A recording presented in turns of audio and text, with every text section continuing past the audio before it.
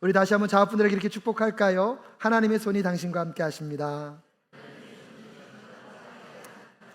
아멘이십니까? 오늘 하나님의 그 권능의 손이 여러분과 함께하고 있기에 오늘 이 자리에서 함께 예배하고 있는 줄로 믿습니다.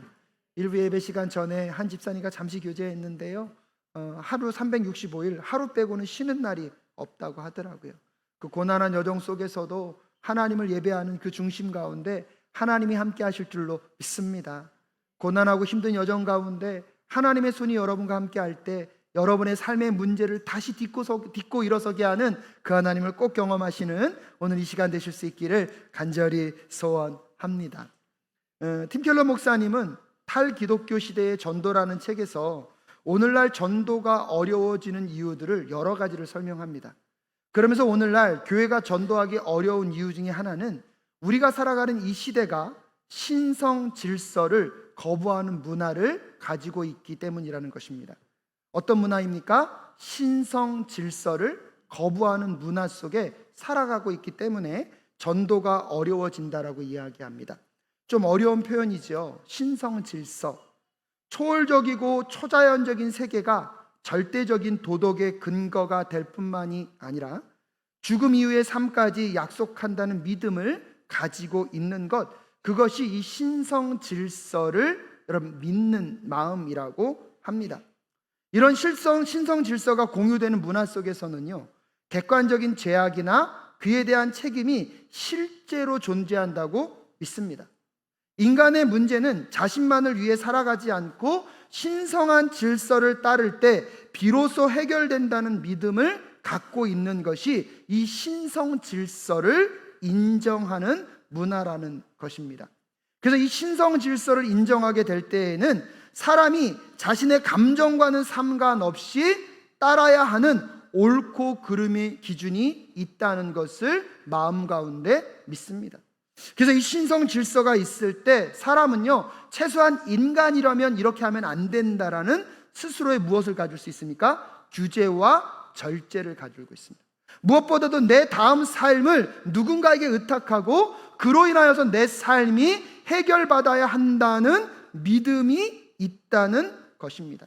이런 신성 질서가 있는 문화 안에서는요, 하나님을 증거하는 것이 쉬울까요? 어려울까요?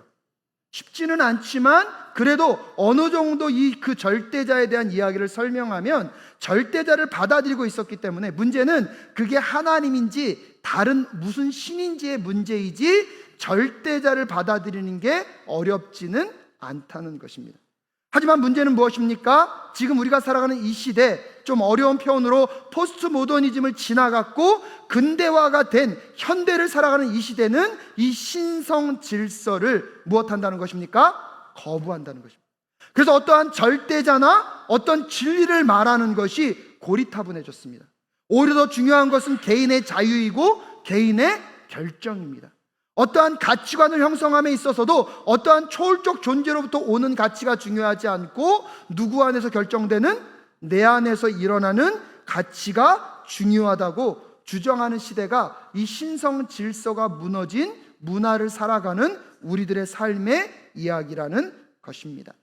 그래서 그 어느 때보다 그리스도의 복음을 증거하는 것이 어려운 시대임을 팀 켈러 목사님은 그의 책 탈기독교의 전도에서 설명하고 있습니다. 하지만 여러분, 비록 오늘날의 문화는 신성 질서를 인정하지 않는다 할지라도 우리는요, 이 땅을 하나님이 창조하셨음을 믿습니다.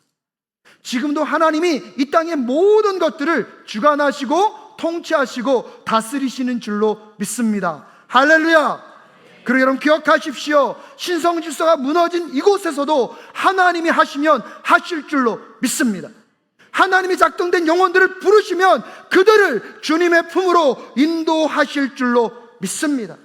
그러기에 중요한 것은 오늘 21절 말씀입니다. 함께 21절 말씀 함께 읽겠습니다. 21절 띄워주시고요, 함께 읽겠습니다. 시작. 주님의 손이 그들과 함께 하시니 수많은 사람이 믿고 주님께로 돌아왔다. 할렐루야. 여러분, 수많은 사람들이 누구께로요? 주님께로. 근데 그때 누구의 손이? 주님의 손이 함께 하시니. 신성 질서를 인정하는 문화였기 때문에 그런 것이 아니라, 여러분, 그 상황의 문화와 환경이 지금보다 나아서가 아니라 누구의 손이 함께 하셨기 때문에요. 하나님의 손이 함께 하셨기 때문에. 아무리 전도가 어려워지고 교회가 어려운 시대라고 말하지만 우리는 신뢰합니다. 하나님의 손이 함께 하시는 곳에 하나님의 권능과 능력이 함께 할 줄로 믿습니다. 그러게 오늘 이 예배 가운데도 하나님의 손이 함께 할 수 있기를 간절히 소원합니다. 어떠한 절망과 아픔과 여러분의 삶의 힘겨움과 고난함 속에 하나님의 손이 함께 하실 때에 거기서 다시 일어설 수 있는 하나님의 은혜가 임하게 될 줄로 믿습니다. 여러분의 가정과 여러분의 직장과 여러분의 사업터와 여러분의 자녀 위에도 이 하나님의 손이 임할 수 있기를 간절히 소원합니다. 무엇보다도 우리 사랑교회 가운데 이 하나님의 손이 함께 하셔서 그 어느 때보다 어려운 순간을 지나가고 있지만 주여, 주님의 구원의 방주의 역할을 감당할 수 있도록 주님 도와 주시옵소서. 하나님의 역사를 드러낼 것이라면 우리 사랑교회 성도님들을 기억하여 주셔서 그 영혼 위에 하나님의 손을 얹으시사 하나님의 권능과 능력이 우리 성도님들을 통하여서 이 땅 가운데 드러날 수 있도록 주님 도와 주시옵소서. 이번 한 주 그 하나님 꼭 만나실 수 있기를 주님의 이름으로 축복합니다. 그래서 여러분, 안디옥 교회 가운데 그 하나님의 손이 함께 하시는 그 역사 속에서 어떤 일들이 벌어지고 있는지를 한번 살펴볼 수 있었으면 좋겠습니다. 우리 19절과 20절 말씀 함께 읽겠습니다. 19절부터 20절 함께 읽겠습니다. 시작. 스데반에게 가해진 박해 때문에 흩어진 사람들이 페니키아와 키프로스와 안디옥까지 가서 유대 사람들에게만 말씀을 전하였다.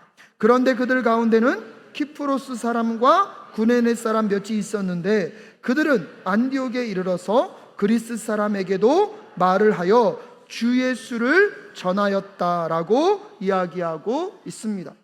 오늘 19절에 보면 여러분, 예루살렘에 있는 그리스도인들이 어떻게 흩어지게 됐는지를 설명하고 있습니다. 스데반에게 가해진 박해 때문에 본격적으로 초대교회 가운데 여러분, 핍박이 시작되었습니다. 그래서 예루살렘에만 머물지 못하고 그들이 어디로 흩어졌습니까? 페니키아와 키프로스와 안디옥까지. 여러분, 그들은요, 사도행전 1장 8절에서 말하고 있는 성령이 너희에게 내리시면 너희는 권능을 받고 예루살렘과 온 유대와 사마리아에서 그리고 마침내 땅 끝까지 이르러 내 증인이 되겠다라는 그 비전을 따라간 것이 아닙니다. 그들은 기대하지도 못했고 생각하지도 못했던 핍박으로 인하여서 예루살렘에 머물 수 없었고요, 결국은 오늘 본문 말씀에 보면 어디로요? 페니키아와 키프로스, 어디까지요? 안디옥까지 흩어져서 그리스도의 복음을 전할 수밖에 없었습니다. 얼마나 넓은 지역으로 퍼졌는지 한번 지도를 통하여서 여러분과 한번 살펴볼까요? 지도를 한번 띄워주시면 여러분, 왼쪽에 초록색으로 보이는 지역은 바다입니다. 무슨 해죠? 지중해 바다이고요, 오른쪽에서 보면 맨 밑쪽에 보면 글자가 잘렸는데 여러분이 상상하시는 그 도시입니다. 네 글자, 어디죠? 예루살렘. 그 예루살렘에서 북쪽으로 올라오면 여러분, 왼쪽에 갈색으로 되어 있는 곳이 무슨 색깔이죠? 갈색인데 무슨 뭐라고 되어 있습니까? 베니게라고 되어 있는데 이 베니게가 페니키아입니다. 그리고 오른쪽에 흰색으로 되어 있는데 무슨 지역이라고 되어 있죠? 수리아. 그 수리아 지역의 맨 위쪽에 보면 점이 하나 딱 찍혀 있는데 거기가 무슨 도시입니까? 안디옥. 글자를 작게 해서 죄송합니다. 이걸 좀 키웠어야 되는데. 그리고 여러분, 왼쪽에 노란색 섬이 보입니까? 그 섬이 무슨 섬이죠? 구브로 섬. 근데 오늘 본문에서는 키프로스 섬이라고 되어 있습니다. 개역개정과 새 번역을 읽다 보면 뭐가 힘드냐면 지역이 바뀌어서 많이 힘듭니다. 여러분, 어려움을 드려서 죄송하지만 그래서 개역개정과 새 번역을 비교하면서 읽어보시면 굉장히 좋습니다. 특별히 이 베니게 지역은요, 여러분, 새 번역에서는 페니키아라고 이야기하고 있습니다.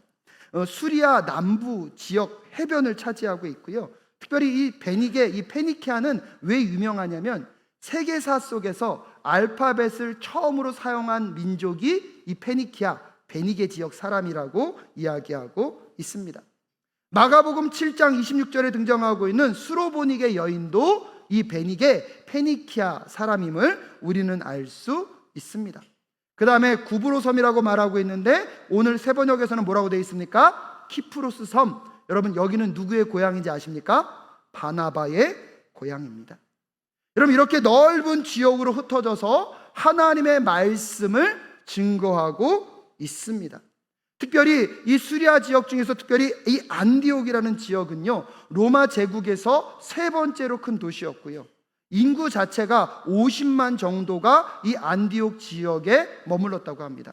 근데 그 50만 중에서 여러분, 유대인들의 인구는요 약 5만 정도가 되었다라고 합니다. 5만이라는 숫자는요, 그 당시 인구 분포로 보면 적지 않은 숫자입니다.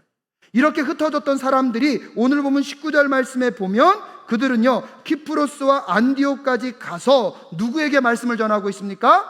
유대 사람에게만 말씀을 전하고 있습니다. 아직까지는 이들도요, 이방인들에게는 복음을 전할 생각을 하고 있지 못합니다. 이방인조차도 누가 되어야 합니까? 유대인이 되고 나서 유대인 공동체 안에 성령이 기름 부어진다라고 그들은 생각하고 있었던 것 같습니다.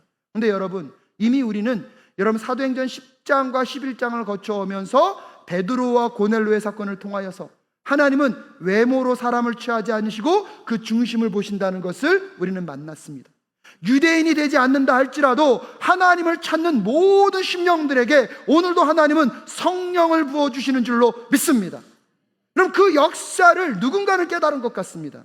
오늘 보면 20절에 보면 다시 한번 읽어볼까요? 시작. 그런데 그들 가운데는 키프로스 사람과 구레네 사람 몇 사람이 있었는데 그들은 안디옥에 이르러서 그리스 사람들에게도 말을 하여 주 예수를 전하였다라고 이야기하고 있습니다. 비로소 몇몇 사람이 안디옥에 있는 누구에게요? 그리스 사람에게, 이방인에게 복음을 전할 생각을 하였다는 것입니다. 여러분, 핍박을 당하며 쫓기고 있습니다. 쫓기는 와중에 유대인들에게 복음을 전하는 것만으로도 위대하고 대단한 일입니다. 그 정도 충성도 훌륭한 충성입니다. 근데 여러분, 거기에 머물지 않고요, 몇몇의 사람은 유대인뿐만 아니라 자꾸 누가 보이는 거예요? 그리스 사람, 이방인들이 보이는 거예요. 그걸 그냥 가만두지 않고 하나님의 말씀과 감동 앞에 순종하며 나아갈 때 그 순종 가운데 하나님의 손이 함께 하셔서 안디옥 교회의 부흥을 허락하셨는 줄로 믿습니다. 그럼 성경은 설명하고 있지 않은데요, 이들이 유대인에게만 복음을 증거하다가 이방인에게 가려고 해요. 그럼 주변 사람들이 격려하고 응원했을까요? 뭐 그렇게까지 하냐고 말할까요? 예, 여러분의 소원대로 됐어요. 후자일 가능성이 높습니다. 우리가 그리스도의 복음을 증거하고 열심을 내다 보면 또 무언가를 하려고 그러면 자꾸 옆에서요, 더 하라 그럽니까? 그 정도면 됐다고 말합니까? 세상에서 여러분 예수 잘 믿으려고 그러면 세상 사람들이 믿지 말란 말은 하지 않아요. 믿어, 하지만 어떻게 하지 말라고요? 너무 빠지지는 마라. 근데 여러분 기억하십시오. 오늘 하나님은요, 최선을 다하고 있지만 나에게 주시는 그 부담감을 품고 순종하는 사람들을 사용하시는 줄로 믿습니다. 다른 사람들은 안 그런데 자꾸 여러분에게 들어오는 한 영혼이 있습니까? 여러분, 그 영혼에게 다가가실 수 있기를 주님의 이름으로 축복합니다. 다른 사람들에게는 별로 중요한 일이 아닌데 나에겐 자꾸 도전되는 어떠한 사역이 있습니까? 여러분 피하지 마시고 그 사역으로 나아가실 수 있기를 주님의 이름으로 축복합니다. TV를 틀다 보면 왠지 모르게 나는 자꾸 저 민족만 떠오르면 마음이 울렁울렁거리고 마음이 감동이 되십니까? 여러분, 그 민족을 두고 기도하실 수 있기를 주님의 이름으로 축복합니다. 아이들의 얘기만 나오면 마음이 뛰고 가슴이 뛰신다는 분이 있습니다. 여러분, 그 영역에 머물러 계지 마시고 그 경계를 뛰어넘는 은혜가 여러분에게 있을 수 있기를 주님의 이름으로 축복합니다. 다수가 아니었어요. 소수의 사람들이 하나님이 나에게 주시는 부담, 하나님이 나에게 주시는 그 감동, 거기에 머물지 않고 순종하며 나아갈 때에 하나님의 손이 그들과 함께함으로 놀라운 부흥의 역사를 경험케 하셨듯이 이번 한 주 여러분의 삶 속에 그 부흥의 역사가 일어날 수 있기를 주님의 이름으로 축복합니다. 그럼 여러분, 여러분에게 마음 가운데 도전되고 있는 그 한 사람, 그 한 영혼, 그 한 민족, 그 한 사역은 무엇인지 오늘 고민하고 생각해 보시는 이 시간 되실 수 있기를 간절히 소원합니다. 이렇게 안디옥 교회가 부흥을 경험하고 있을 때 이 안디옥 지역의 소식이 예루살렘에까지 들렸습니다. 예루살렘 교회는 하나님의 선교 가운데 그들이 중심의 역할을 감당해야 된다는 것을 이미 알고 있었던 것 같습니다. 그래서 안디옥 지역에 일어나고 있는 이 역사가 하나님께로부터 온 것인지 그렇지 않은 것인지를 판별하기 위하여서 누구를 보냈습니까? 여러분 22절에 보면 바나바를 보내는 것을 알 수가 있습니다. 바나바가 이 안디옥 지역에 왔습니다. 모든 상황들을 확인해 보니까 바나바가 어떻게 고백합니까? 23절 말씀 함께 읽겠습니다. 시작. 바나바가 가서 하나님의 은혜가 내린 것을 보고 기뻐하였고 모든 사람에게 굳센 마음으로 주님을 의지하라고 권하였다. 아멘. 바나바가 가서 보니까요, 안디옥 교회에 임한 그 부흥은요, 누가 내린 부흥입니까? 하나님이 내린 부흥. 그걸 바나바가 어떻게 표현하고 있습니까? 거기에 무엇이 임하였다? 하나님의 은혜가 내렸다. 사랑하는 여러분, 한 영혼이 예수님을 나의 구주, 나의 하나님으로 영접한다는 것, 하나님의 은혜가 아니고서는 불가능한 줄로 믿습니다. 하나님의 은혜가 내렸다는 것은 이건 누가 주도하셨다는 것입니까? 하나님이 주도하셨다는 것입니다. 사랑하는 여러분, 우리가 어떤 일을 감당할 때에 어떠할 때 기쁨이 우리에게 충만합니까? 그 일을 끝냈더니 사람들이 잘했다고 칭찬할 때도 기쁨이 충만할 수 있지만, 여러분, 세상이 감당할 수 없는 기쁨은요, 누가 일하시는 것을 확인하는 것입니까? 하나님이 일하시는 거예요. 하나님의 은혜가 충만하게 머무는 그곳에 사람의 권위는 사라지고 하나님의 영광만 나타날 줄로 믿습니다. 하나님의 은혜가 흘러가는 그곳에 그래서 분열이 끝나고 하나님의 평화와 하나님의 평안만이 가득하게 될 줄로 믿습니다. 그래서 사랑하는 여러분, 오늘도 우리 사랑교회가 하는 모든 일들 가운데 하나님의 은혜가 흘러가는 교회가 될 수 있기를 간절히 소원합니다. 여러분의 삶 속에서도 하나님의 은혜가 흘러가는 이 한 주 되실 수 있기를 주님의 이름으로 축복합니다. 그래서 누가 해주셨다고 기뻐하는 거예요? 하나님이 해주셨다고. 여러분, 정말 우리 사랑교회 성도들의 삶 속에 하나님의 은혜를 경험함으로 기쁨이 풍성한 이 한 주가 되실 수 있기를 간절히 소원합니다. 여러분, 바나바는요, 이렇게 하나님의 은혜를 확인함과 동시에 안디옥 교회 성도들에게 부탁하는 것이 있습니다. 하나님이 우리에게 은혜를 주셨지만 이 은혜를 또한 우리가 뭐 해야 된다는 거예요? 붙잡아야 된다는 거예요. 하나님의 은혜를 붙잡는 방법이 무엇입니까? 여러분, 오늘 본문 말씀 23절에 보면 모든 사람에게 굳센 마음으로 누구를 의지하라고요? 주님을 의지하라고 권하고 있습니다. 오늘도 하나님은 여러분에게 은혜를 내려주고 계십니다. 아멘이십니까?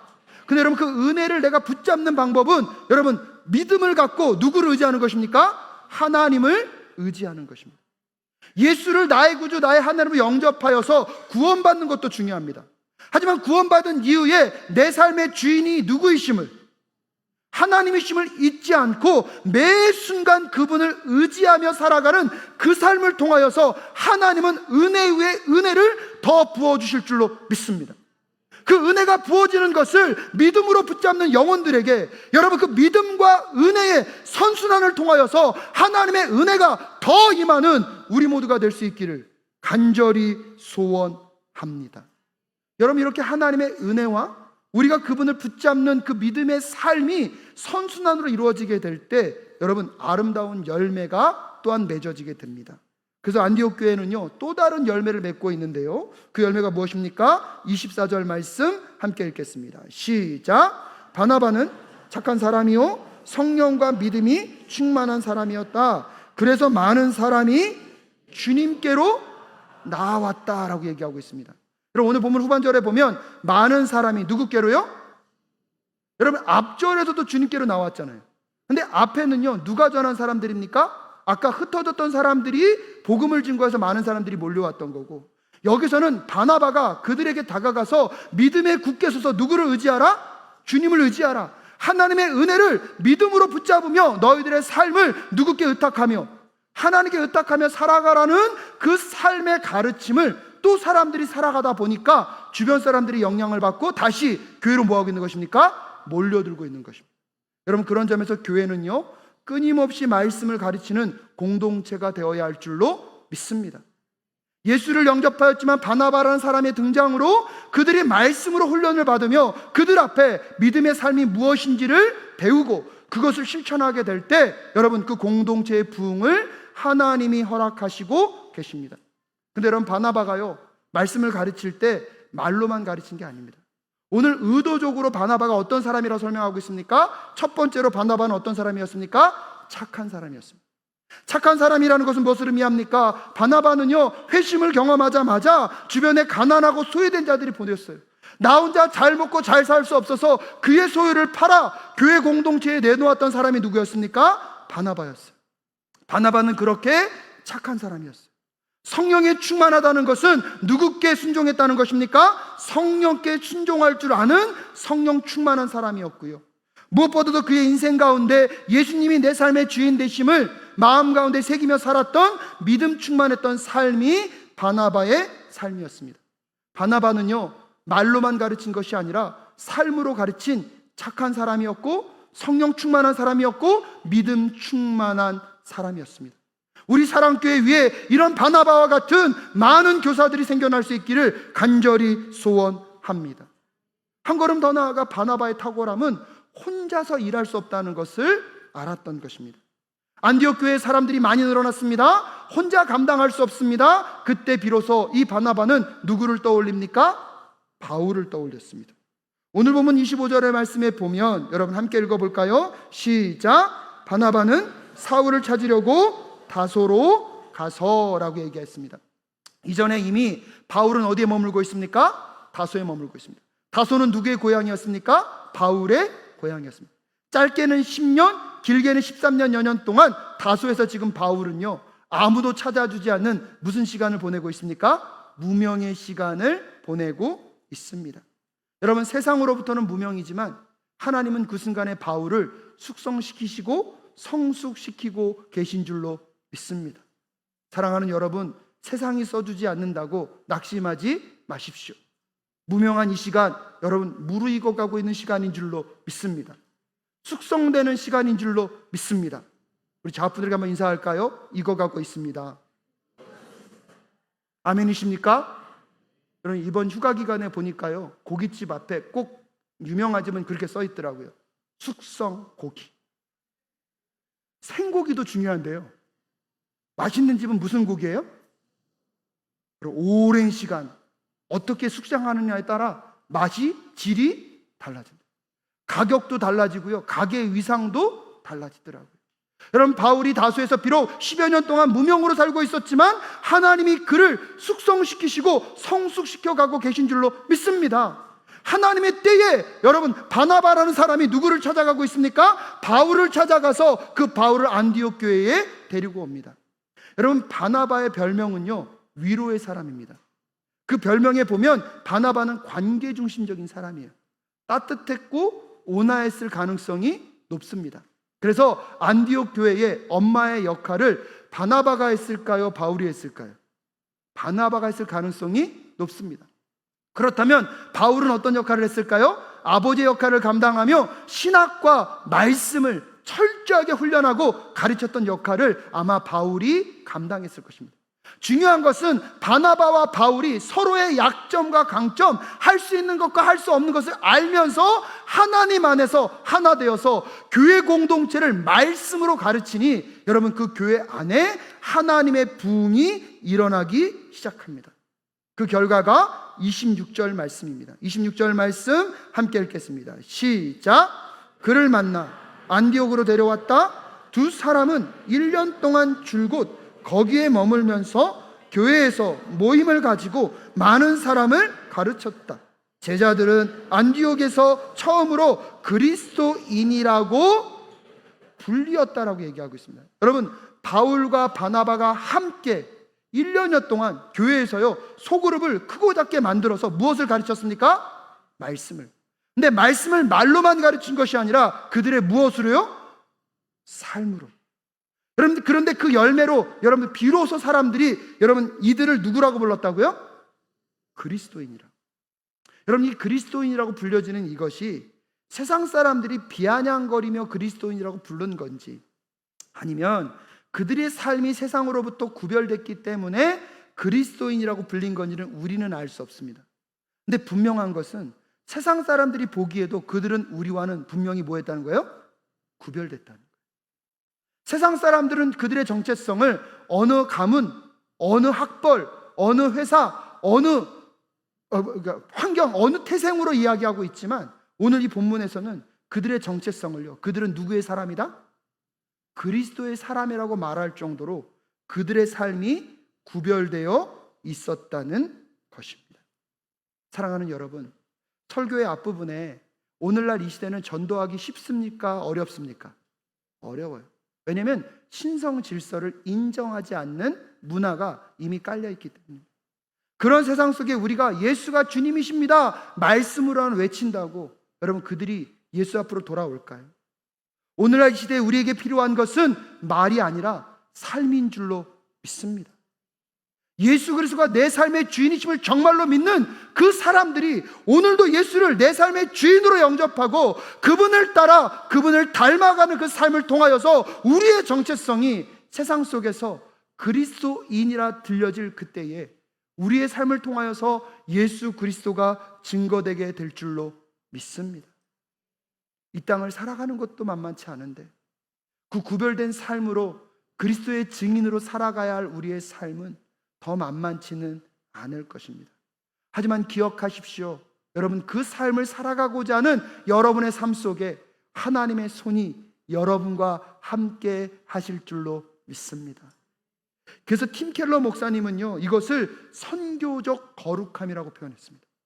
오늘날 우리가 그리스도인이라는 정체성을 갖고 세상에서 우리의 말과 태도와 인격이 변화되어서 예수님처럼 행동하고 예수님처럼 살아감으로 세상 사람들이 보더라도 너희들은 누구다? 그리스도인이라 말할 수 있는 그 선교적 거룩함이 회복되게 될 때에 우리의 삶을 통하여서 이 땅에 하나님의 나라가 드러나고 예수 그리스도가 증거될 줄로 믿습니다.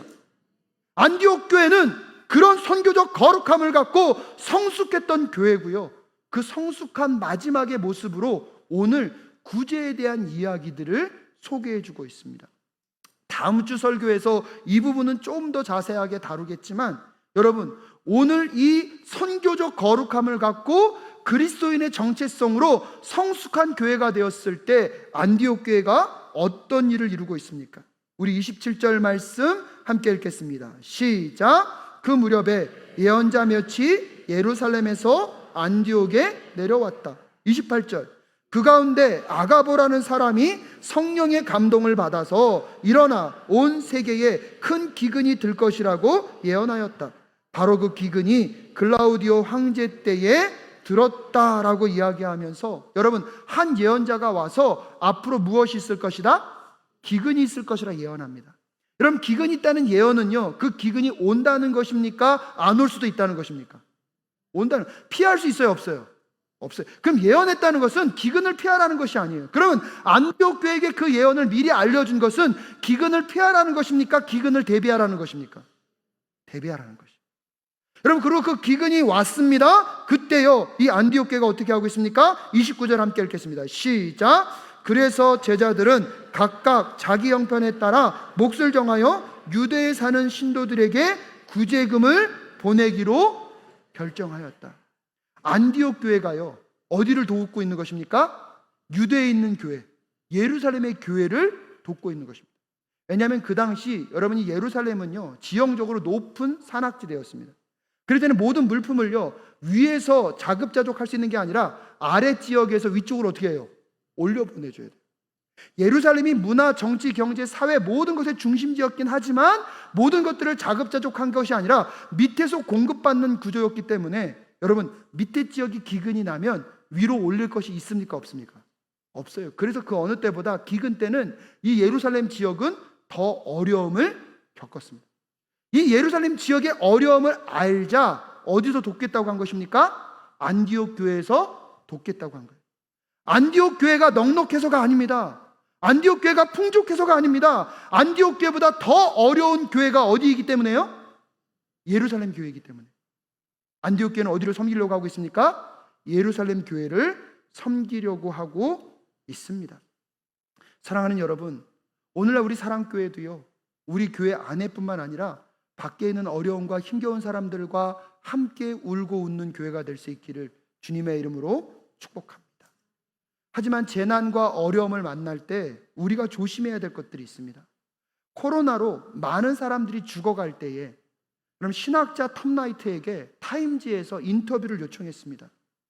많은 사람들이 죽어가는 이 상황을 우리가 어떻게 받아들여야 됩니까? 그럼 톰나이트가 이렇게 말합니다. 적지 않은 그리스도인들이 재난이 하나님의 심판이라는 견해를 가졌다고 합니다.